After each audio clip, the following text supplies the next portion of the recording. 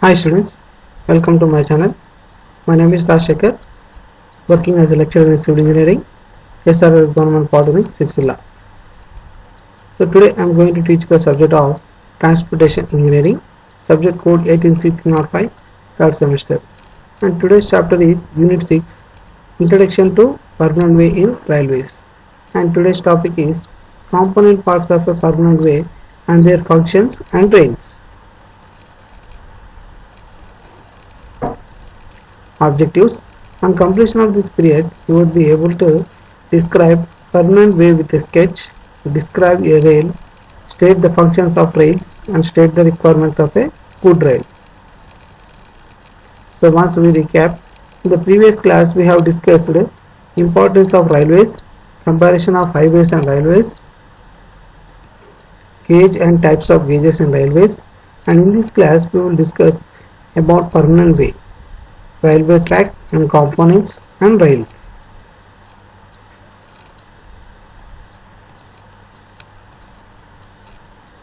So what is permanent way? Definition: the combination of rails fitted on sleepers and resting on ballast and subgrade is called the permanent way or railway track. Okay, we can call permanent way also a railway track. Nothing but here the combination of rails and fitted with sleepers. Okay, so fitted on sleepers, the rails will rest on the sleepers itself. Okay, and resting on ballast and subgrade, so it is nothing but permanent way or railway track. In a permanent way, the rails are joined in series by fish plates and bolts, and then they are fixed to sleepers by different types of fastenings, and sleepers properly placed on ballast, suitably packed and boxed with ballast. So this is the cross section of a permanent way. You can see the component parts here. So this is totally ballast base, and this is the formation width, and this is this subgrade layer. Okay, a typical cross section of a permanent way.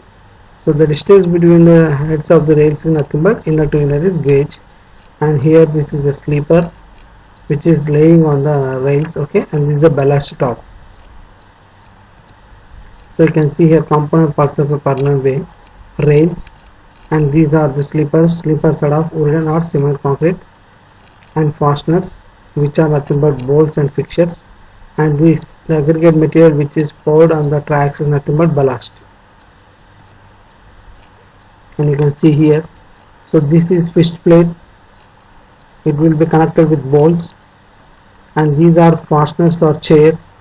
Okay, and this is cross tie or sleeper, we will call it as cross tie or sleeper.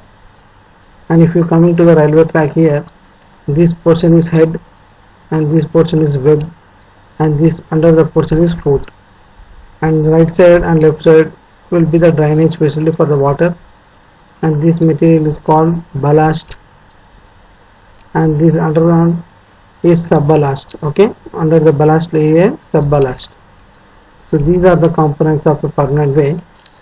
For your examination, this is a very important diagram. And next, functions of rails.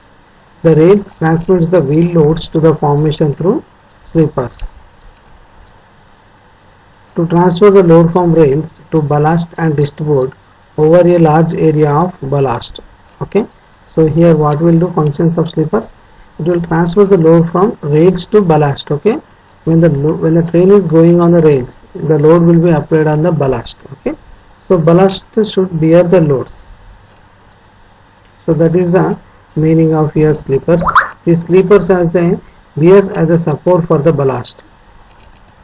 So once we recap, once is the permanent way and what are the components of permanent way, and how is the load transferred from wheels to formation. How will be transferred from the wheel to the rail. Okay, the wheel means nothing but train. Okay, train applied load on the rails, and the rails are applying a load on the sleepers, and sleepers are applying on the formation level. Okay, so this is the load transmitting.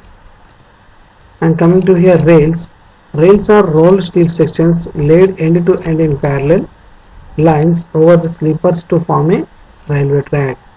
So these are nothing but end to end sections which are nothing but parallel lines over the sleepers. so then it will make a form a railway track. So this is the cross section of a rail. So this is the running surface, whatever you can see, flat surface. So sides will be cone shape, and this is a head width.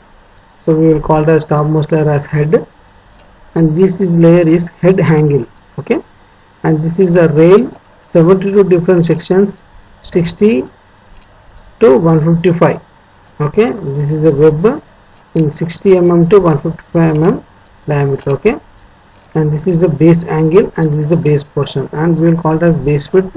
So in difference between head to base is nothing but fishing, and this bottommost layer is fillet, and total from top of the web to bottom we will call it as height of the rail. Okay, so this is the cross section of rail, very important diagram for your examination. And let us see what are the functions of rails. Rails provide a hard and smooth surface for the wheels of the train to roll on.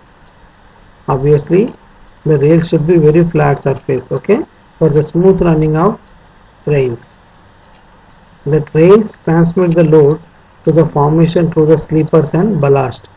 So when the trains are going on the wheels, the load will be applied on the sleepers and ballast, okay, and it will transmit the load to the sleepers and ballast. If it not transmits, the train will be in the dangerous condition. In addition to vertical loads, rail bear lateral stress due to braking, turnings and temperature changes.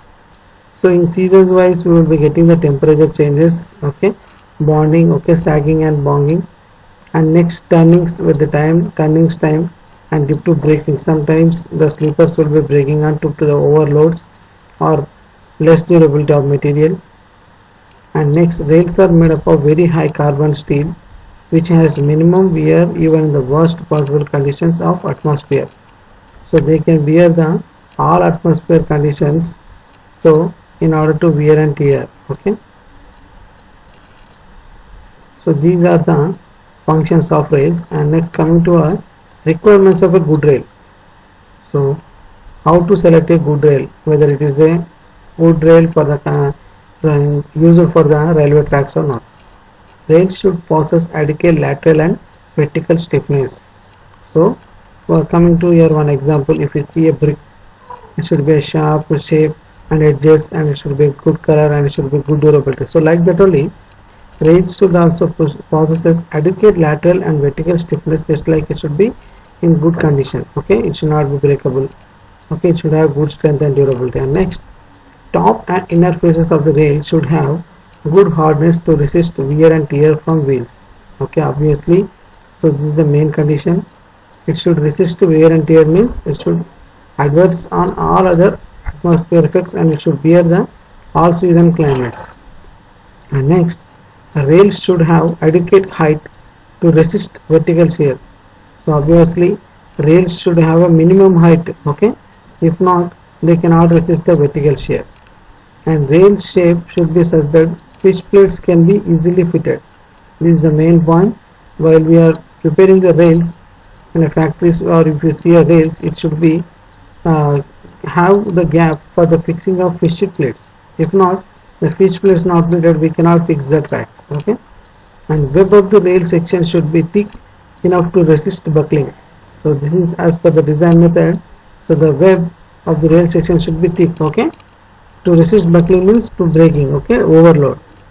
And next, contact area between wheel flange and gauge face of rail should be as large as possible to minimize the contact stresses in curves. Okay, at the time of in turnings in curves rails, okay, at the turning points, the wheel flange and gauge face of the rail should be as large as possible. Okay, so these are the requirements of a good rail.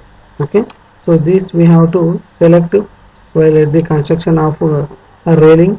Okay, if any, these are the requirements. So finally, summary, we have discussed today permanent way, functions of component parts of a permanent way, rails, and requirements of a good rail. So coming to examination questions, draw a neat sketch of a permanent way and label the parts, and mention the functions of different components of a permanent way, and state the functions of a rail. And next, mention mention 4 requirements of a good rail joint. Thank you. Have a nice day.